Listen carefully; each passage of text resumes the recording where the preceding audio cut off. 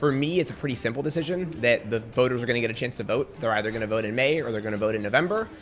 Well, it looks like that vote is now set to happen in May after lawmakers voted to put the transportation tax on the May ballot. Now at 6, we bring you the latest on that decision and what some Oregon Republicans are still doing to try and put it on the November ballot. And Oregon lawmakers are also looking to purchase Aqua Falls just east of Salem. Why the owners hope putting the falls up for sale will better serve the public's interest. And we are also looking forward to when you can once again see the beautiful blooms at the Wooden Shoe Tulip Festival, when the festival's opening day is expected. Coming up as your News at Sunrise starts right now.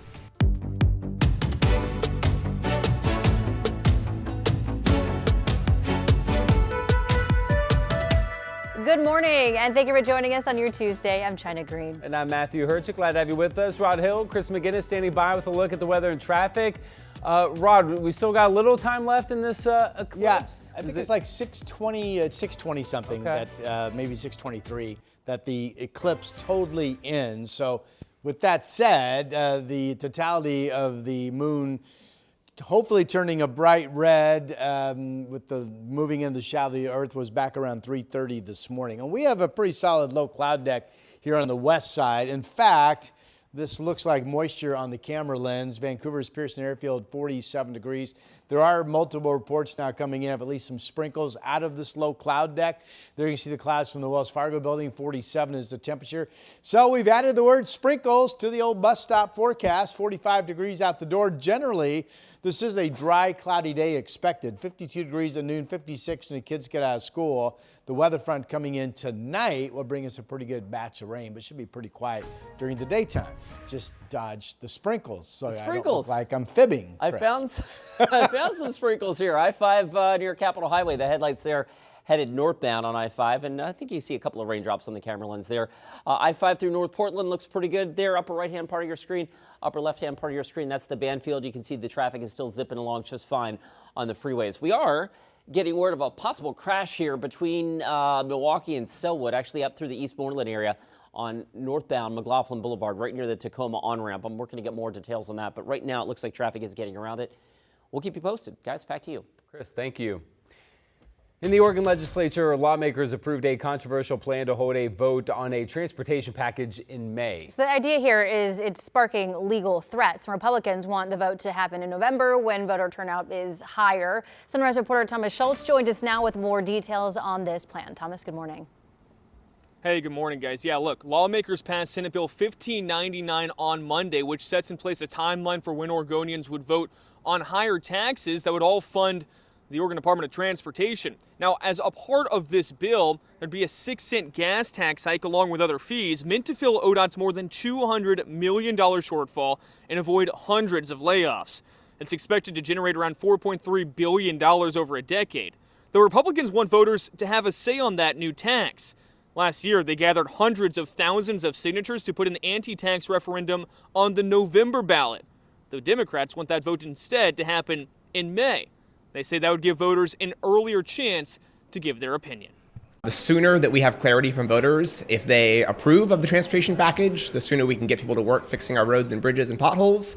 And if they don't approve, the sooner we get to work figuring out a budget that will actually work for everybody. They don't believe that. None of them believe that that's the reason. They know this is a loser for them.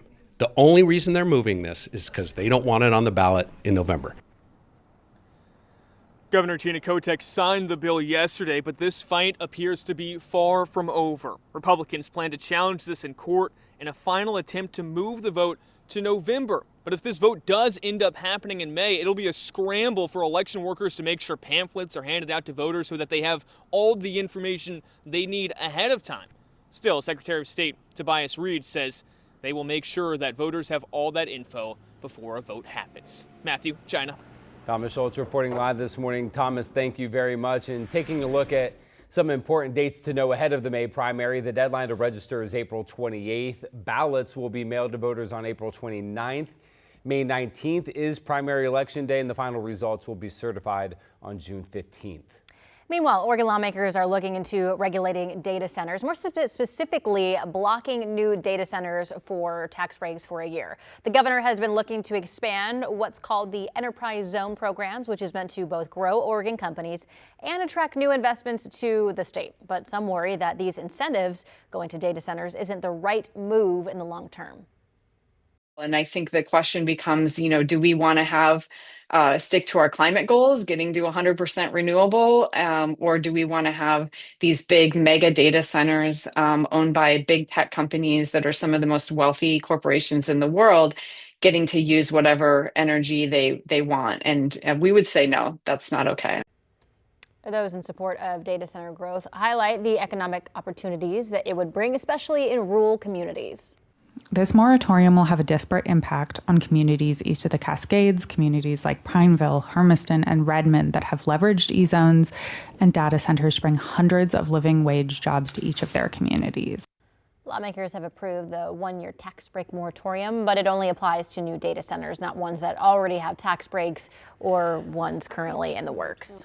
Now to an update on a story we first brought you yesterday on Sunrise. Ski resort operators say a bill that was supposed to simplify the rules around liability insurance is actually doing the opposite. So Senate Bill 1517 would release resort operators from liability for skiers over the age of 18. It would also require a parent or guardian to sign a waiver releasing the resort from liability for kids. But ski resorts would still be on the hook for some injuries, including ones that happened in parking areas, lodges, or other parts of the resort. They would also be liable if there was gross negligence or if someone is injured due to poor equipment. But some businesses are saying that this bill is too broadly written and would not be fair to them, adding that the bill creates too many exceptions and is keeping insurance companies on the sidelines. This is a bill that actually will, in fact, move us forward as to dealing with issues around waivers and recreational activities. Senate Bill 1517 is not a compromise. The bill as written is a dream scenario for trial lawyers and a disaster for recreation providers like me. We are not asking for a free pass. The bill still needs to pass out of committee before heading to the House for a vote.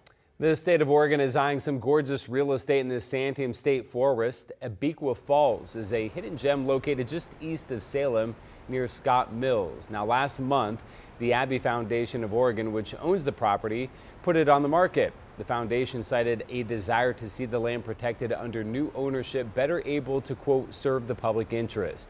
Now, both Oregon Democrats and Republicans are hoping the state can acquire it. There's no official agreement or, anything in writing, but we've had multiple meetings with the Abbey Foundation and sharing that vision for public access and public ownership. State lawmakers are considering a plan to use bonds to pay for the property. We're told a vote on acquiring the falls could happen as soon as this week.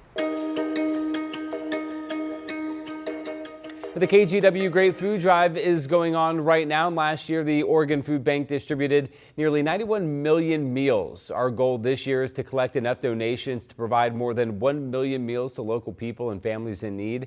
And one way you can help us do that is by donating online at kgw.com/food drive. And this is a great week because all week long, Rivermark Community Credit Union will match the first $5,000 donated. We do want to thank local Toyota dealers, Pacific Office, Automation Rivermark Credit Union, and Safeway for supporting this year's food drive.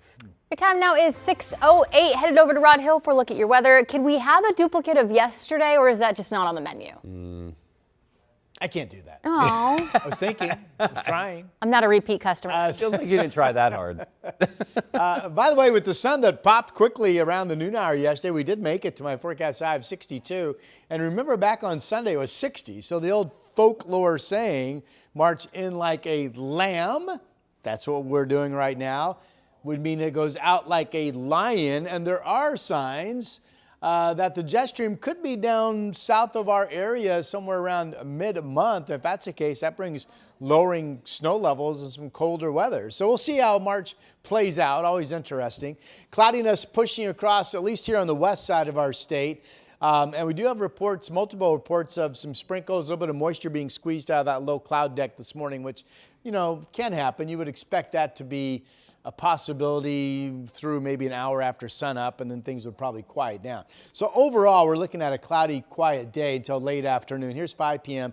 There's some showers starting to move into Tillamook and Longview. And then we have the weather front on track to bring a solid rain band overnight tonight, and then numerous showers around tomorrow, especially Wednesday morning.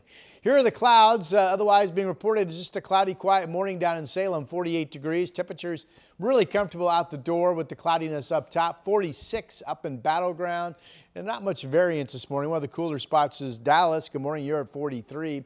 Weather map for today. We've got sunshine out east. And look at the warmth. Here's where the warm weather went. Pendleton 60, Madras and Bend 60. The clouds low to mid 50s coast and generally mid 50s to maybe 57 or so here in the valley. It shows 57 in Albany and Eugene. Again, late day shower chances. Mainly it's rain tonight. Numerous showers tomorrow, and then fewer showers on Thursday. Touch of light rain on Friday. Right now, the weekend, the rain chance is not zero. I mean, I'm not guaranteeing dry weather, but right now the weekend looks pretty quiet during the daytime hours. Back to you.